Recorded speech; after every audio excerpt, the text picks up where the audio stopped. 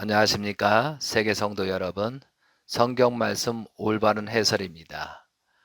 이 시간에는 성경 말씀 21강자 창세기 16, 17장 이스마엘 출생과 할례의 언약이라는 제목을 가지고 여러분께 말씀을 드리고자 합니다.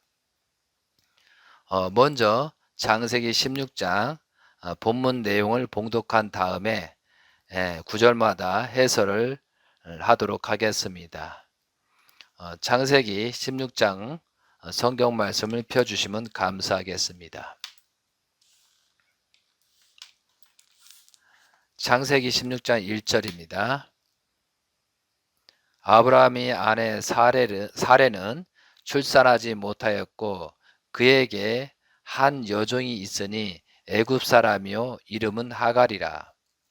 사레가 아브라함에게 이르되 여호와께서 내 출산을 허락하지 아니하셨으니 원하건대 내 여종에게 들어가라. 내가 혹 그로 말미암아 자녀를 얻을까 하노라 하매 아브라함이 사레의 말을 들으니라. 3절 아브라함이 아내 사레가 그 여종 애굽 사람 하갈을 데려다가 그 남편 아브라함에게 첩으로 준 때는 아브라함이 가나안 땅에 거주한 지 10년 후였더라. 아브라함이 하갈과 동침하였더니 하갈이 임신함에 그가 자기의 임신함을 알고 그의 여주인은 멸시한지라. 5절 사레가 아브라함에게 이르되 내가 받은 모욕은 당신이 받아야 옳도다. 내가 나의 여종을 당신의 품에 두었거늘 그가 자기 임신함을 알고 나를 멸시하니 당신과 나 사이에 예수님께서 판단하시기를 원하노라. 아브라함이 사라에게 이르되 당신의 여종은 당신의 수종이 있으니 당신의 눈에 좋을 대로 그에게 행하라 하매 사레가 하갈을 학대하였더니 하갈이 사레 앞에서 도망하였더라. 여기까지 말씀드리고 다시 6장 1절로 가겠습니다. 아브라함이 아내 사레는 출산하지 못하였고 그에게 한 여종이 있으니 애굽 사람이요 이름은 하갈이라. 사레가 아브라함에게 이르되 여호와께서 내 출산을 허락하지 아니하셨으니 원하건대 내 여종에게 들어가라. 내가 혹 그로 말미암아 자녀를 얻을까 하노라 하매 아브라함이 사레의 말을 들으니라. 여기에서 아브라함은 창세기 15장 내용처럼 삼재물 헌재 실패한 이유들의 이야기를 기록한 것입니다. 그런데 삼재물 헌재 실패로 말미암아 아브라함 가정은 그에 합당한 탕감 조건과 기간이 필요하게 되었습니다. 본문에서는 여호와께서 내 출산을 허락하지 아니하셨니라는 의미는 아브라함과 사레는 하나님의 구원 섭리를 모르다 보니 인간적으로 생각하게 된 것입니다. 아브라함은 하나님의 말씀을 기억하고 기다려야 했으나 사레의 말에 하나님의 말씀을 거역하는 범죄를 저질렀습니다. 그렇지만 하나님은 사레의 조급함으로 하갈을 통해 혈통을 이어가려는 문제에 대해서 사레를 책망하지 않았습니다. 그래서 여기에서 아브라함이 창세기 15장에서 삼재물을 온전하게 하나님께 드렸다라면 선악을 완전히 불려드렸다라면 사례를 통해서 자녀가 출생이 됐을 것입니다. 그런데 아브라함이 잘못으로 말미암아 그죠? 잘못으로 말미암아 어떤 조건이 생겨야 된다는 거죠. 그러니까 사례한테는 임신할 수 없기 때문에 다시 조건을 세우고 한 여종을 통해서 자녀를 낳는 그런 사항이 벌어졌다는 것을 여러분이 아셨으면 좋겠습니다. 16장 3절 아브라함의 아내 사레가 그 여종 애굽 사람 하갈을 데려다가 그 남편 아브라함에게 첩으로 준 때는 아브라함이 가나안 땅에 거주한 지 10년 후였더라. 그러니까 아브라함이 75세 때 출발을 했다고 이제 성경 말씀에 있습니다. 그래서 이제 10년이 지난 후에 85세 때 하나님의 약속을 잃어버린 기간이 되었습니다. 그래서 아브라함의 실수로 말미암아 10년이라는 시간 동안 흘러갔다는 거죠. 근데 그 사이에 하나님께서 네 혈통을 통해서 자녀가 무별처럼 나타날 것이다 라는 그런 내용들을 어떻게 보면 잃어버린 10년 기간이라고도 볼 수가 있겠습니다. 그런데 10이라는 것은 기일수를 말하는 것입니다. 재출발을 말하는 것입니다. 그래서 성경이 모든 내용이 중요한 것은 왜 이런 말씀을 언급하였고 또 종인 하갈을 통해서 이스마엘을 태어날 수밖에 없는가, 그런 이유들이 분명히 있다는 것이죠. 그래서 이것을 이야기시기로 넘어가는 것이 아니고 진실로 이런 말씀이 왜 기록되었을까, 하나님의 깊은 뜻이 무엇이 있을까라고 생각을 하게 되면 성경 말씀 하나하나 한 구절마다 신중하고 깊이 생각할 수 있게 된다는 것이죠. 16장 4절입니다. 아브라함이 하갈과 동침하였더니 하갈의 임신함에 그가 자기 임신함을 알고 그의 여주인을 멸시한지라. 사레가 아브라함에게 이르되 내가 받은 모욕은 당신이 받아야 옳도다. 내가 나의 여종을 당신의 품에 두었거늘 그가 자기 임신함을 알고 나를 멸시하니 당신과 나 사이에 여호와께서 판단하시기를 원하노라. 아브라함이 사라에게 이르되 당신의 여종은 당신의 수중에 있으니 당신의 눈에 좋을 대로 그에게 행하라 하매 사레가 하갈을 학대하였더니 하갈이 사레 앞에서 도망하였더라. 이 내용은 인간적으로 생각을 해서는 안 됩니다.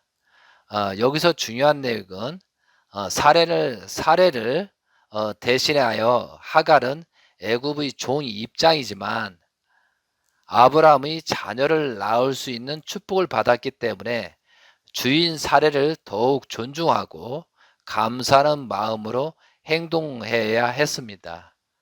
그러나 하갈은 자신의 아이라고 생각하고 여주인을 멸시하고 모욕함으로 말미암아 하갈에게 창세기 16장 7에서 12절처럼 그 내용처럼 광야에서 복중에 있는 아이에게 여호와 사자인 사탄이 들어갈 수 있는 조건이 되었다는 것입니다. 여기서 하갈은 진실로 감사한 일이잖아요. 종은 혈통을 이어갈 수 없습니다. 그런데 사라의 그런 축복으로 말미암아 혈통을 이어간다는 것은 축복 중에 축복이거든요. 그러므로 또 아브라함을 정확하게 알았다라면 아브라함이 하나님의 섭리로서 중심인물이잖아요.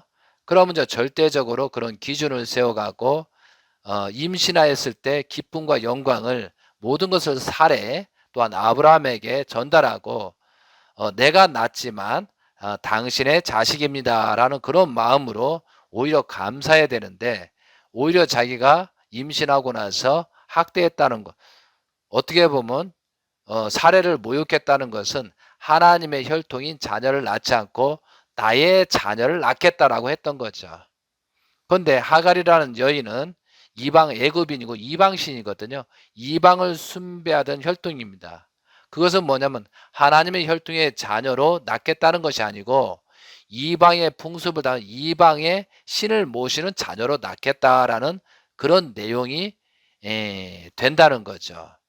그러므로 그것을 보고 사례가 큰 문제가 생겼다라고 아브라함에게 얘기를 하는 겁니다. 그리고 16장 5절에 보면 사례가 아브라함에게 이르되 내가 받은 모욕은 당신이 받아야 옳도다. 이렇게 말했잖아요. 그 말씀한 이유가 무엇인가를 우리가 알아야 되겠습니다. 단순히 당신 첩으로 줬으니까 당신한테 그런 자식을 낳을 수 있는 축복을 줬으니까 좋은 게 아니냐 이런 식이 아니고요.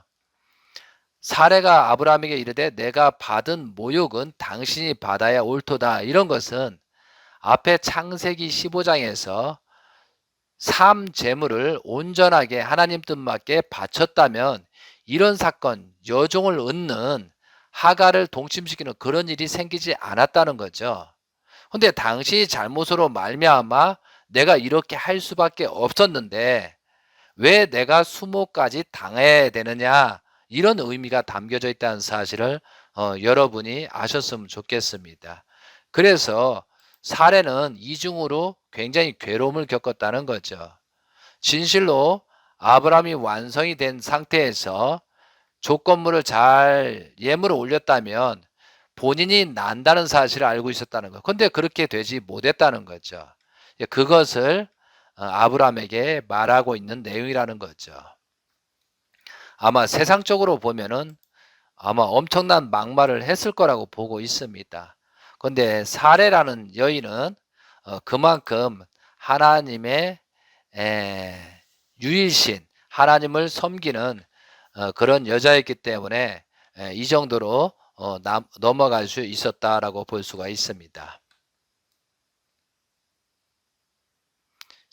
16장 7절입니다. 여호와의 사자가 광야의 샘 곁 곧 술객 샘 곁에서 그를 만나. 여기서 이렇게 돼 있잖아요. 도망한 다음에 여호와의 사자가 광야의 샘물 곁 곧 숫길 샘 곁에서 그를 만나. 이렇게 돼 있는데 여기서 술길 샘 곁은 팔레스타인 남쪽 끝에 있는 부엘세바에서 애굽으로 내려가는 지름길에 있는 곳입니다. 이 길은 무역하는 사람들이 이동하는 경로입니다. 하갈은 자신의 애굽 고향으로 내려가기 위해 광야를 가로지르는 이 길을 택했던 것입니다. 여기서 여호와의 사자가 나타났다고 했습니다. 자, 8절입니다. 이르되 사레의 여종 하갈아 내가 어디서 왔으며 어디로 가느냐. 그가 이르되 나는 내 여주인 사레를 피하여 도망하나이다. 여호와의 사자가 그에게 이르되 내 여주인에게로 돌아가서 그 수하에 복종하라. 여호와의 사자가 또 그에게 이르되 내가 내 씨를 크게 번성하여 그 수가 많아 셀 수 없게 하리라. 11절 여호와의 사자가 또 그에게 이르되 내가 임신하였는즉 아들을 낳으리니 그 아들을 이스마엘이라 하라. 이는 여호와께서 내 고통을 들으셨음이라. 그가 사람 중에 들나귀같이 되리니 그의 손이 모든 사람을 치겠고 모든 사람의 손이 그를 칠지며 그가 모든 형제와 대항하여 살리라 하니라. 여기서 여호와의 사자가 기가 막힌 축도를 해주는 겁니다. 이스마엘이라는 이름을 주었고 16장 12절 그가 사람 중에 들나귀같이 되리니 그의 손이 모든 사람을 치겠고 모든 사람을 공격한다는 거죠. 그리고 모든 사람의 손이 그를 칠지며 그가 모든 형제와 대항해서 살리라 하리라. 이것이 이스마엘 운명이라는 거죠. 그런데 여러분이 성경 말씀을 많이 심정적으로 보다면 여기서 말하는 여호와의 사자는 누구인가 이거죠. 그런데 많은 사람이 혼동해서 여호와의 사자라고 하면서 천사라고 생각하는 거예요. 굉장히 큰 착각이라는 거죠. 그런데 창세기 3장에서 그죠? 3장에서 뱀의 정체가 천사장이라고 얘기를 했습니다. 그 천사장을 말하는 것입니다. 여기서 여호와의 사자. 이게 여호와의 사자는 타락한 천사가 있었고 타락하지 않은 천사가 있다는 거죠. 미가엘이나 뭐 가브리엘 천사장이든가. 그런데 여기서는 타락한 천사장이 나타났다는 것입니다. 그런데 왜 이렇게 나타났냐면은 창세기 16장 12절에 나타난 것처럼 타락한 천사 축복하잖아요. 그 이유가 뭐냐면 하갈이 이방신을 섬기는 자녀를 낳겠다고 해서 도망을 친 거죠. 만약 사례가 그렇게 했었을 때, 질책을 했을 때 회개하고 용서를 빌고 죄송하다는 그런 마음으로 했으면 되는데, 오히려 그 내용에 사례가 그렇게 하는 내용을 감수하면서 가야 되는데 그렇지 못하고 도망쳤다는 거죠. 그러니까 여기서 여호와의 사자인 천사적인 누시엘이가 금방 들어갈 수 있는 거죠. 그래, 내 아들 나하고 관련된 자녀를 낳아달라라고 그렇게 여호와의 사자가 등장했다는 사실입니다. 그러니까 타락한 천사장이 그러한 축복을 해줄 수 있는 그런 조건이 생겨서 이렇게 된 거라는 거죠. 그래서 여기서 타락한 천사장 누시엘이 축도하는 내용이라는 거죠. 그러면 지금 현 시대까지 이어오는데 이스마엘의 후손은 아랍인입니다. 아랍인. 그리고 이스마엘의 종교는 IS, 무슬림, 이슬람교입니다. 그럼 지금도 중동 지역에 싸움이 나고 지금도 엄청난 싸움이고 인간으로서 도저히 할 수 없는 그런 잔혹사가 지금도 나타나고 있다는 거죠. 자, 그리고 여기에 보면 이슬람교, 그 다음에 회교는 비슷합니다. 그래서 무하마드가 유일신 알라의 사도로서 무하마드를 모시는 그런 알라를 모시는 그런 종교다. 완전히 이방이잖아요. 그리고 이슬람의 경전은 코란입니다. 어떤 때는 쿠란이라고 하는데 우리는 코란이라고 알잖아요. 그러니까 이 후손들이 지금까지 이렇게 이어오고 있다는 거죠. 그런데 누가 축복을 해줬어요? 여호와의 사자인 타락한 천사장이 해준 축복이라는 거죠. 근데 결과가 이렇게 생기는 걸 봤었을 때 여러분들이 이 성경 말씀을 깊이 들어가야 되고 이에 대한 자세한 내용은 여러분들이 문의를 주시면 언제든지 자세하게 설명을 드리도록 하겠습니다. 근데 이삭의 후손은 현재 유대인들이고 이스마엘의 후손은 아랍인들입니다. 보통은 그렇게 구분하고 생각하시면 되겠습니다. 자, 13절입니다. 하갈이 자기에게 이르신 여호와의 이름을 나를 살피시는 하나님이라 하였으니 이는 내가 어떻게 여기서 나를 살피시는 하나님을 배웠는고 함이라. 이렇게 얘기되잖아요. 그러니까 지금 하갈도 의심을 하는 거예요.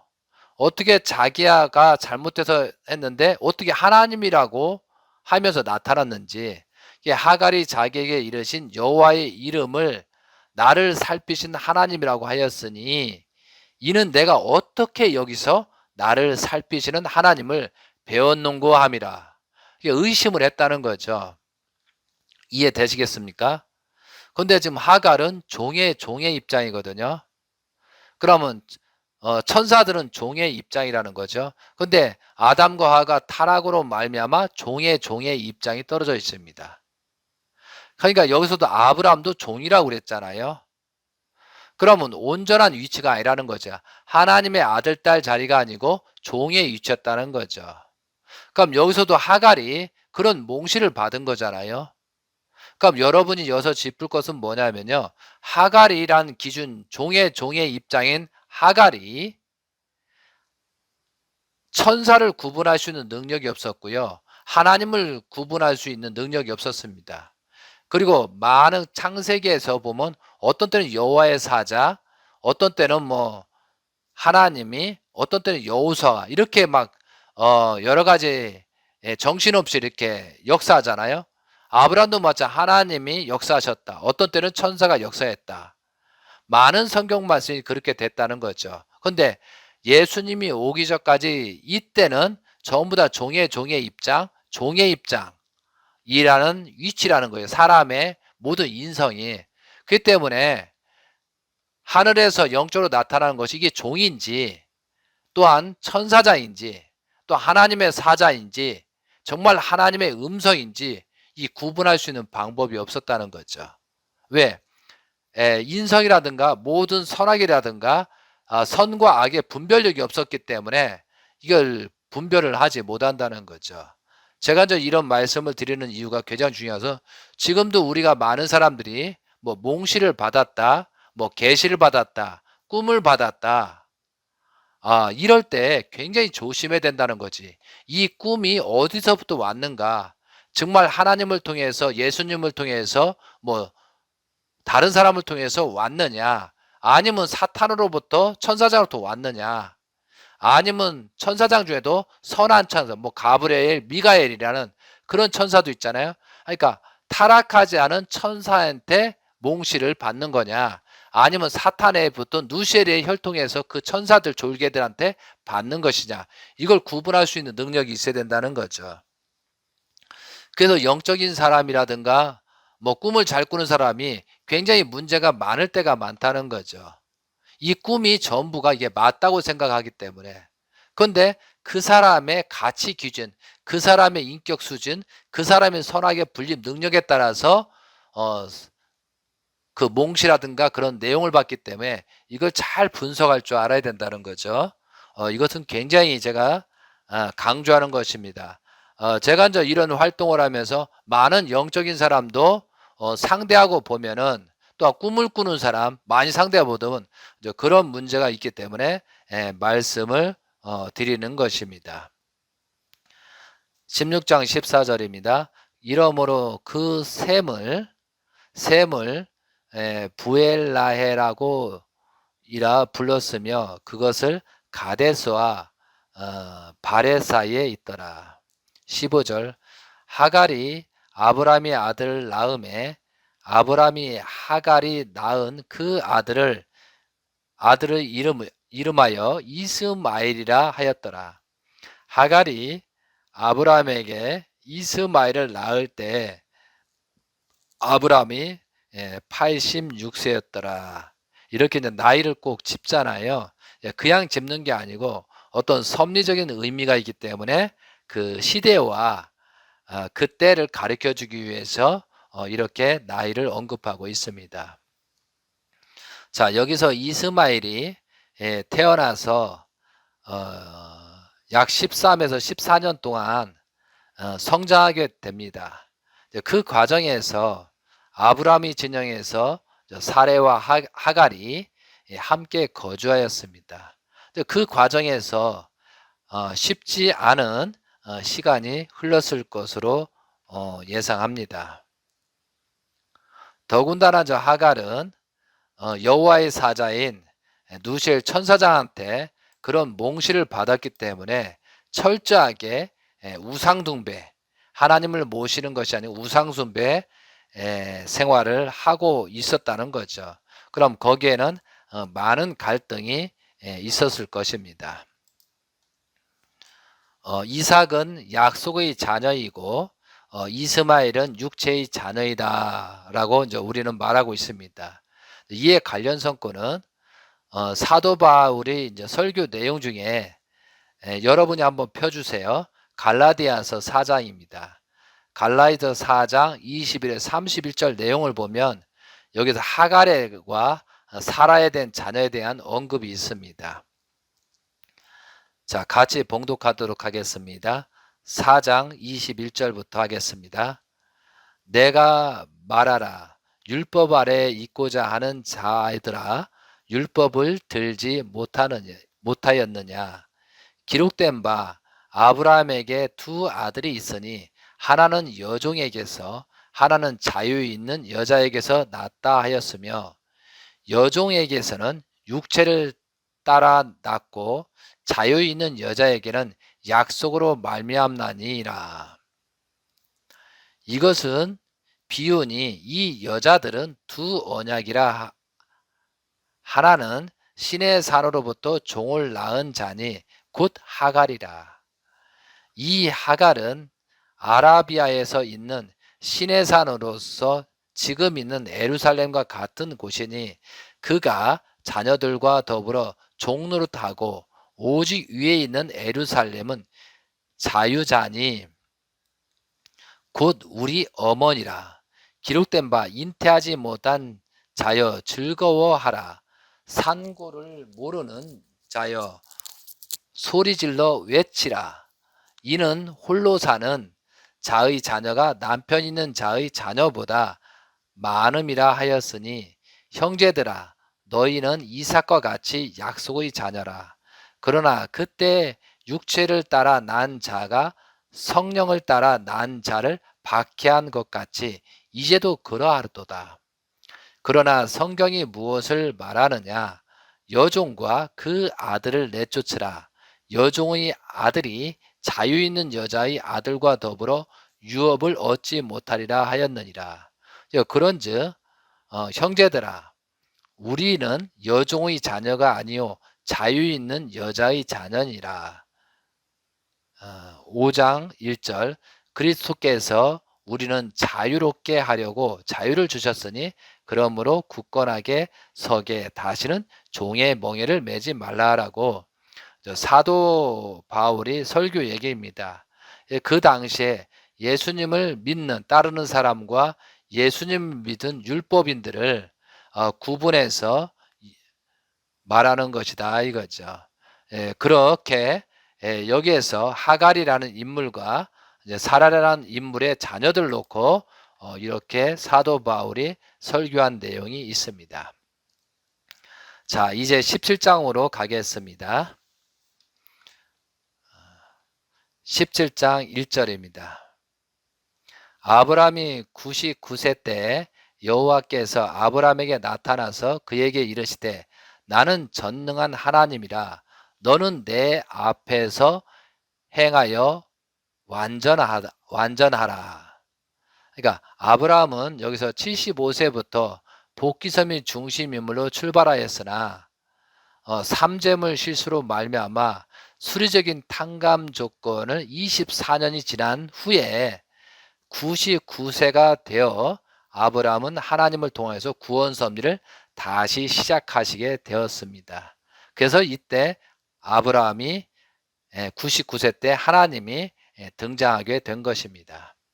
그러니까 어떠한 잘못이 있으면은 그런 수리적인 조건이 지난 다음에 쉽게 해서 탕감 기간, 탕감 조건이 다시 돼서 회복하는 그런 기간이 필요하다는 거죠. 이러한 말씀은 다음 성경 내용에서 또 말씀을 드리도록 하겠습니다. 7장 2절입니다. 내가 내 언약을 너와 내 사이에 두어 너를 크게 번성하게 하리라 하시니 아브라함이 엎드렸더니 하나님이 또 그에게 말씀하여 이르시되 보라 내 언약이 너와 함께 있으니 너는 여러 민족의 아버지가 될지니라. 5절 이제 후로는 내 이름을 아브라함이라 하지 아니하고 아브라함이라 하리라. 이는 내가 너를 여러 민족의 아버지께 되게 함이리라. 다시 하겠습니다. 5절 이제 후로는 내 아버지를 아브라함이라 하지 아니하고 아브라함이라 하리니 이는 내가 너를 여러 민족의 아버지가 되게 함이리라. 이름 변경의 뜻은 아브라함은 존귀한 자, 높은 아버지라는 의미가 있고요. 아브라함이라는 것은 열국의 아버지, 많은 무리 아버지라는 뜻을 담고 있습니다.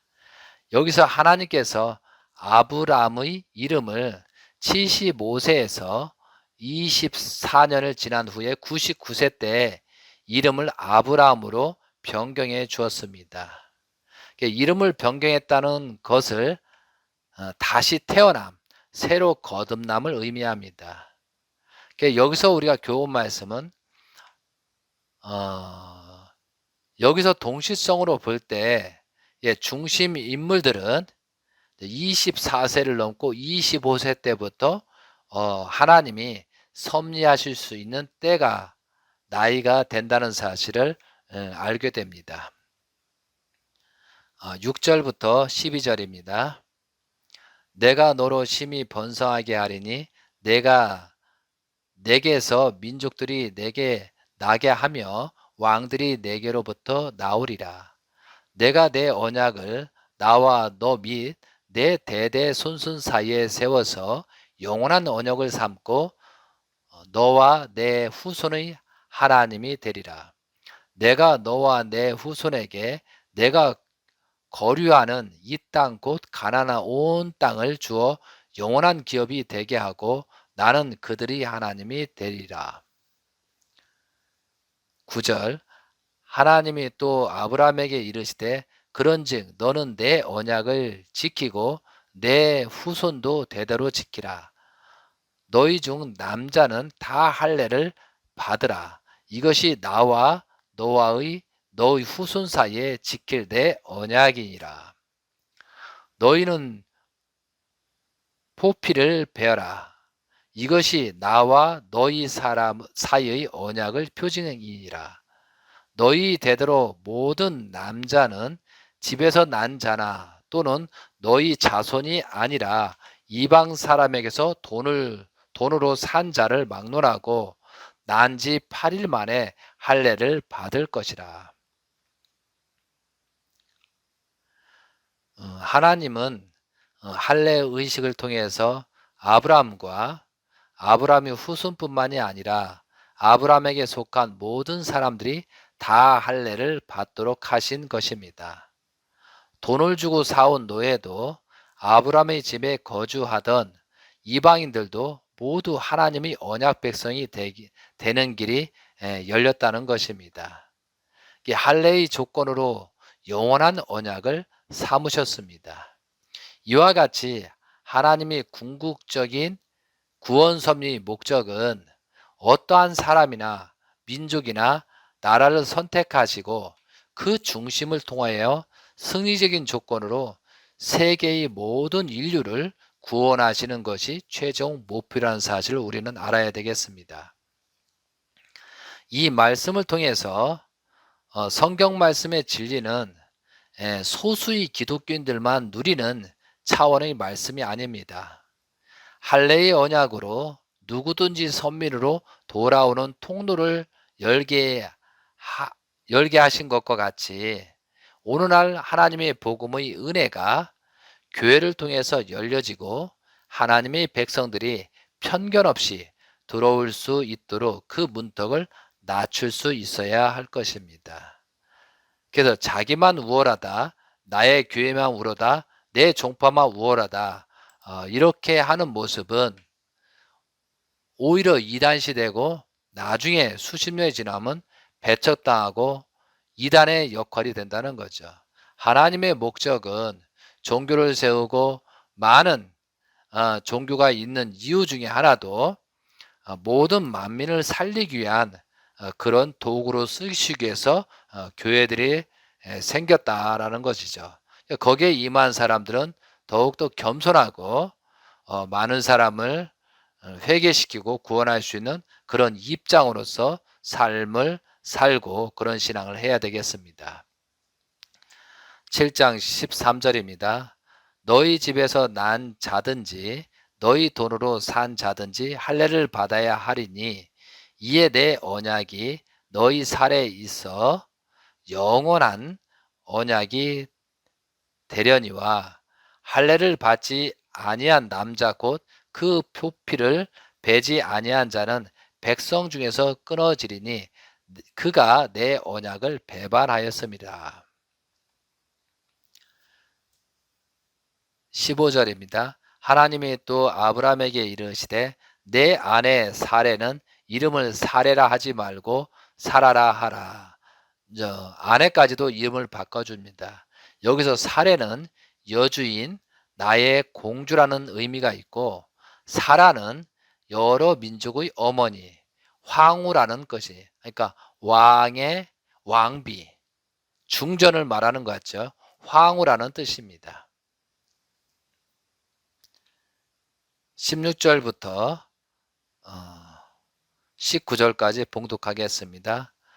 내가 그에게 복을 주어 그가 내게 아들을 낳아주게 하며 내가 그에게 복을 주어 그를 여러 민족의 어머니가 되게 하리니 민족의 여러 왕이 그에게서 나리라. 아브라함이 엎드려 웃으며 마음속으로 이르되 100세 된 사람이 어찌 자식을 낳을까? 사라는 90세니 어찌 출산하리요 하고. 18절 아브라함이 이에 하나님께 아뢰되 이스마엘이나 하나님 앞에 살기를 원하나이다. 하나님이 이르시되 아니라 내 아내 사라가 내게 아들을 낳으리니 너는 그 이름을 이삭이라 하라. 내가 그와 내 언약을 세우리니 그의 후손에게서 영원한 언약이 되리라. 여기선 이삭이라는 의미는 웃음이란 뜻이 있습니다. 그런데 이삭이란 말은 순종과 온유의 사람이라는 의미도 있습니다. 그래서 웃었다 해서 이삭이라고 하는 것입니다. 근데 사실은 이삭이라는 것은 연결하다라는 의미 있습니다. 그러니까 후손을 혈통을 연결하다. 이삭. 우리가 이제 이삭 죽기도 하잖아요. 한국말에. 그것처럼 여호수아도 연결하다라는 의미가 있습니다. 그래서 우리가 이제 이삭이라는 말은 뜻은 웃음이지만 연결하다. 혈통을 연결하다. 그런 의미가 더 강하게 나타나고 있습니다. 자, 20절입니다. 이스마엘에 대하여는 내가 내 말을 들었나니 내가 그에게 복을 주어 그를 매우 크게 생육하고 번성하게 할지라. 그가 12두령을 낳으리니 내가 그를 큰 나라가 되게 하려니와 내 언약은 내가 내년 이 시기에 사라가 내게 낳은 이삭과 세우리니. 하나님이 아브라함과 말씀을 마치시고 그를 떠나 올라가셨더라. 23절 이에 아브라함이 하나님이 자기에게 말씀하신 대로 이 날에 그 아들 이스마엘과 집에서 태어난 모든 자와 돈으로 산 모든 자, 곧 아브라함의 집 사람 중 모든 사람을 데려다가 그 표피를 베었으니. 24절 아브라함이 그의 포피를 벤 때는 99세였고 그의 아들 이스마엘이 그의 포피를 벤 때는 13세였더라. 여기서 이스마엘도 할례를 받음으로써 하나님의 백성의 자리에 서게 되었던 것입니다. 하나님은 혈통이 다르더라도 이스마엘을 의도적으로 배제하는 그런 게 아니고 축복하셨습니다. 그런데 문제는 이스마엘이 하나님을 따르지 않는 것이지 하나님이 이스마엘을 버리신 것이 아니라는 것이죠. 그래서 우리가 여기서 교훈은 하나님은 누구나 공평하게 복을 주시는 분이십니다. 복을 받고 못 받고는 그 사람이 책임 분담 여부에 따라서 정해지는 것입니다. 복의 크기는 그 사람이 얼마나 노력하였느냐, 하나님의 말씀을 중심하고 실천을 얼마나 했느냐에 따라서 그 복의 차이가 있는 것입니다. 그래서 어떤 사람 나는 하나님 뭐 복을 안 준다 그런 말씀을 하는 분들은 이런 성경 말씀을 통해서 복을 받을 수 있는 그런 자세로 마음과 행동을 해야 되겠죠. 26에서 27절입니다. 그날에 아브라함과 그의 아들 이스마엘이 할례를 받았고 그 집의 모든 남자 곧 집에서 태어난 자와 돈으로 이방 사람들에게 사온 자가 다 그와 함께 할례를 받았더라. 여기서 할례는 아브라함이 99세, 이스마엘이 13세. 할례는 선민의 표상입니다. 이제 아담과 하와는 선악과를 따먹고 범죄의 하체를 가렸다고 하였습니다. 이제 이후 후손들에게는 범죄의 타락성이 혈통적으로 이어오고 있었습니다. 이것이 원죄입니다. 하나님은 사탄으로부터 이어오는 이 혈통적인 죄를 단절하기 위해서 할례의 언약 조건을 통하여 하나님의 백성인 선민으로 갈 수 있는 길을 열어주신 것입니다. 아담과 하와가 따먹은 선악과는 어떠한 가실이라 아니라는 사실을 분명히 할례를 통해서 알아야 하겠습니다. 선악과에 대한 자세한 내용은 제 강의 중에 성경 말씀 9강자에서 11강자 내용을 참고하시면 선악과가 무엇인지를 잘 알 수 있습니다. 여기서 하나님께서 아브라함과 사레의 이름을 변경해 줌으로써 새롭게 다시 태어남을 축복해 주셨고, 또한 할례 언약을 통해서 하나님의 선민으로 축복하신 것입니다. 그 후에도 선민의 입장에서 아브라함과 사라는 이삭을 임신하게 된 것입니다. 어떻게 보면 임신한 시기는 할례 이후로 봐야 할 것 같습니다. 예수님이 오시고 나서는 율법의 할례 의식이 세례 의식으로 변경되었습니다. 예수님 십자가 이후에 사도들이 할례 의식과 세례 의식에 대하여 논쟁하는 성경 내용들을 확인할 수 있습니다. 성경 주석에서는 남근의 표피를 잘라내는 할례는 이 언약의 표징이다, 이렇게 이제 간단하게 표기했습니다. 그럼 여기서 우리가 이제 할례에 대한 내용을 좀 한번 정리를 한번 하겠습니다. 할례가 무엇인지, 할례의 의미, 할례는 어떠한 뜻을 가지고 있는가를 알아보기로 하자. 인간 조상은 사탄과 혈연 관계를 맺음에 따라 양부를 통하여 사망의 비를 받았습니다.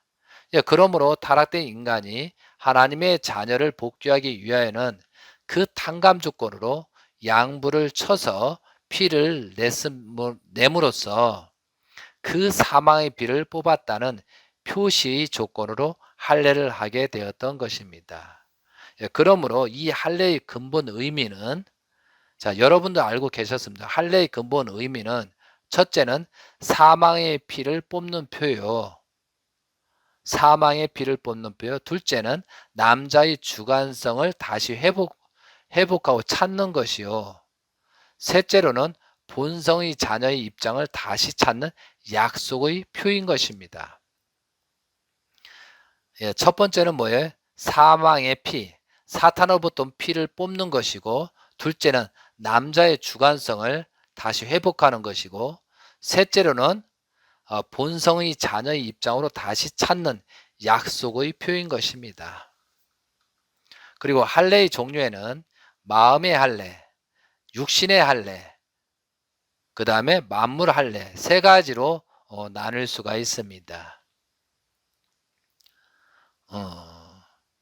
의인의 말씀입니다. 여러분, 성경을 보면 이스라엘의 민족들에게는 할례라는 것이 있습니다. 구약 말씀에 눈에는 눈으로 이에는 이로써 라는 말이 있는데, 그것은 그냥 그대로 탕감하는 법을 말하는 것입니다.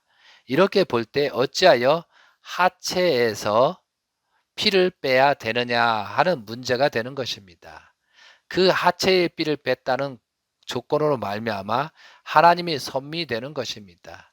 아담이 주체적인 사명을 다해서 뜻 앞에 섰다면 그런 범죄를 지어 사탄의 피를 끌어들이지 않았을 것인데, 아담이 잘못하여 사탄의 피를 끌어들였기 때문에 남자는 피를 빼지 않고는 하나님께로 돌아갈 수 없는 것입니다. 이런 말씀이 있습니다.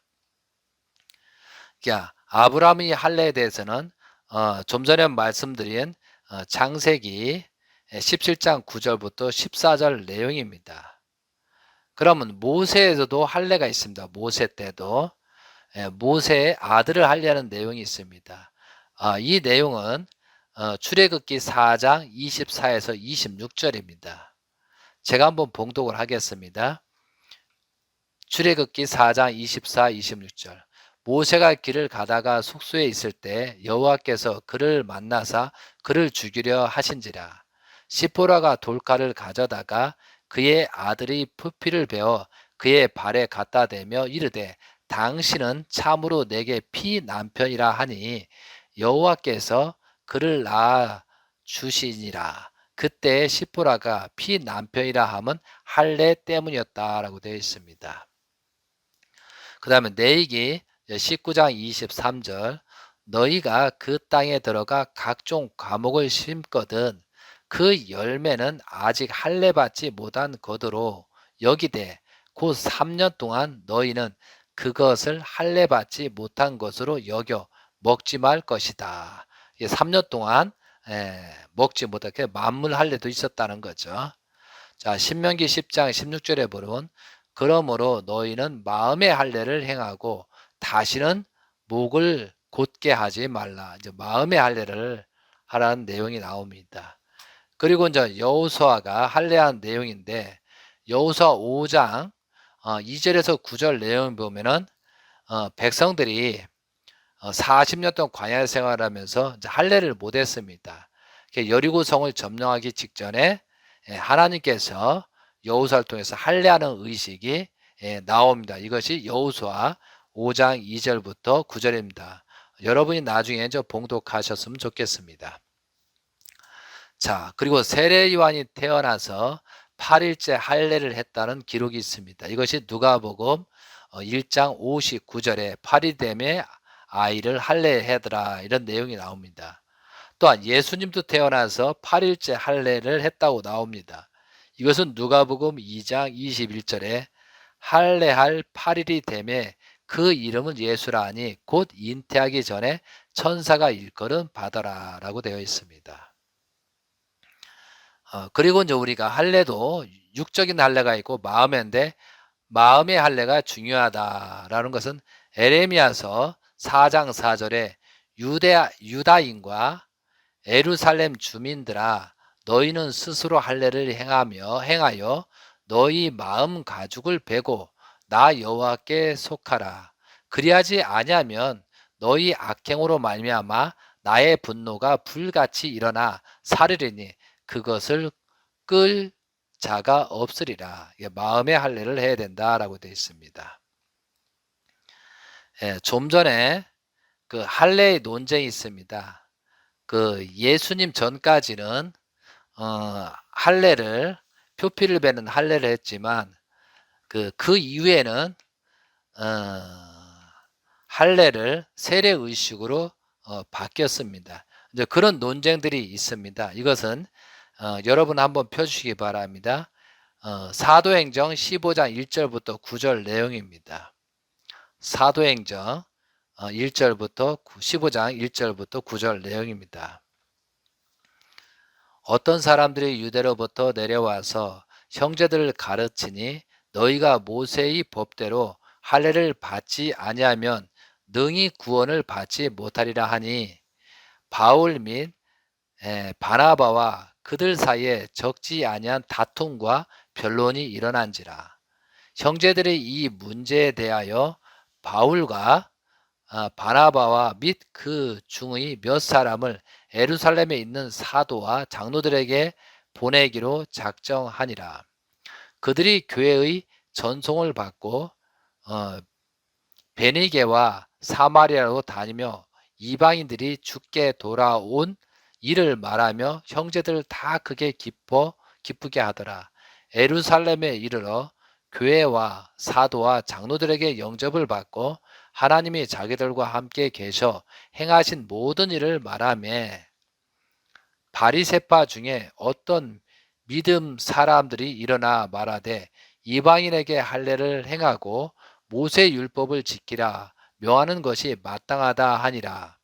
사도와 장로들이 이 일을 의논하러 모여 많은 변론이 있는 후에 베드로가 일어나 말하되 형제들아 너희도 알거니와 하나님이 이방인들로 내 입에서 복음의 말씀을 들어 믿게 하시려고 오래전부터 너희 가운데서 나를 택하시고 또 마음을 아시는 하나님이 우리에게 같이 그들에게 성령을 주어 증언하시고 믿음으로 그들의 마음을 깨끗이 하사 그들이나 우리나 차별하지 아니하셨느니라. 그래서 이제 할례 의식에 대해서 그런 얘기 있습니다. 근데 지금도 예수님 계시고 나서 2000년 후에 지났는데도 지금도 모세 율법을 중요시하고 할례하는 민족들이 있다는 거죠. 그들은 예수님이 아직 오시지 않았다라고 지금도 그렇게 믿고 있다는 거죠. 자, 로마서 3장 28절을 한번 더 보겠습니다. 28절부터 31절까지. 자, 그러므로 사람이 의롭다 하심을 얻은 것은 율법을 행위에 있지 않고 믿음으로 되는 줄 우리가 인정하노라. 하나님은 다만 유대인의 하나님이시냐 또한 이방인의 하나님은 아니시냐 진실로 이방인의 하나님도 되시느니라. 할례자도 믿음을 말미암아 또한 무할례자도 믿음으로 말미암아 의롭다 하실 하나님은 한 분이시니라. 그런즉 우리가 믿음으로 말미암아 율법을 파기하느냐 그럴 수 없느니라. 도리어 율법을 굳게 세우니라. 이렇게 할례에 대해서 언급한 내용이 나옵니다.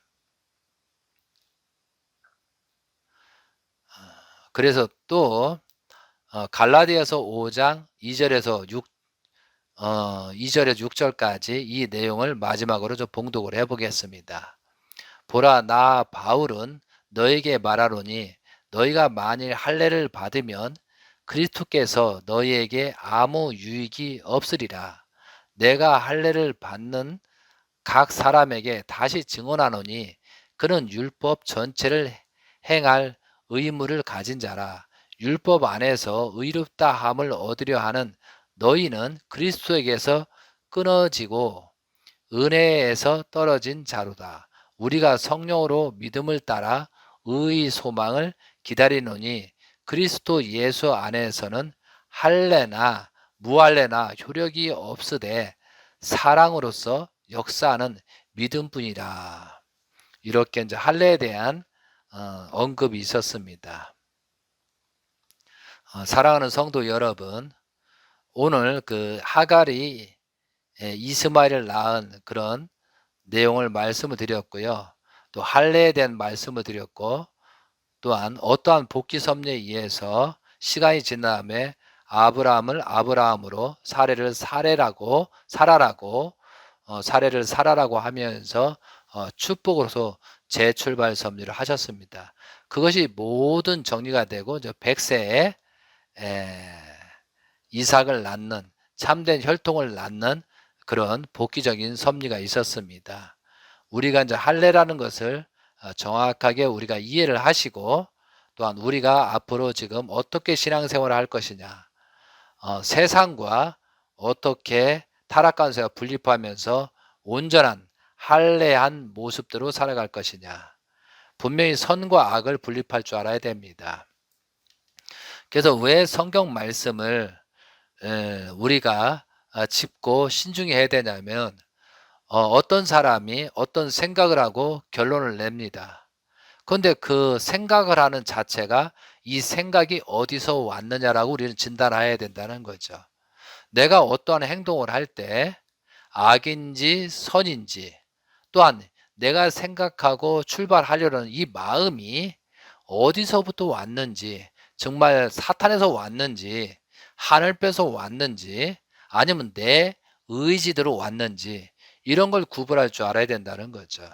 그렇기 때문에 우리가 성경 말씀을 알아야 대하는 이유는 이런 분립하고 정확한 판단 기준을 갖기 위해서 하는 것입니다.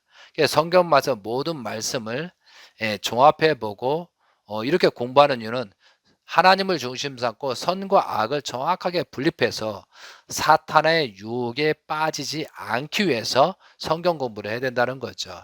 이게 무지에는 구원이 없다고 그랬습니다. 그래서 여러분이 이 성경 말씀의 진실을 깨닫고 하나님의 심정을 깨달아서 정말로 우리가 정말 성도라면 하나님의 아들딸이 되고자 한다면 정말 선악을 분립하고 참다운 길을 가도록 노력해야 되겠습니다. 오늘 이 시간에는 할례라는 말씀을 통해서 새롭게 거듭나시기를 바라면서 말씀을 마치도록 하겠습니다. 감사합니다.